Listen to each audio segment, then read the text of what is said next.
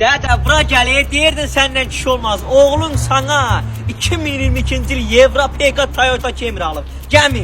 Gedib kimin pəsin yarmısan, Bu maşını mənə ilə aldın. Sarsağın küçüyü. Dədə, onlar.az saytı var, tanışdır saytı. Orada bir dənə qız tutmuşam. Tama ev alıb, maşın alıb. Və bunu da sənə bir padark alıb ki, başını qat. Onlar.az nədə? Sağ ol oğul. Bilirdim, məni bir dəfə yardaşsan. Zürriyyət deyil, zürriyyət. Sən öyle işimi saygıyam, salafanın içindədir. Dədə, nəyini mütkülsün məni qırmır. Bunun pasosu hardadır? Mazahir! Ay Mazahir! Mazahir, duraya bədbaxt olmuşsan. Oğlunla olan birini aparıb geyindirib incil ağacına. Səni bədbaxt eləyir. Nə danışırsan? Az oğlunla Toyota Camry alıb.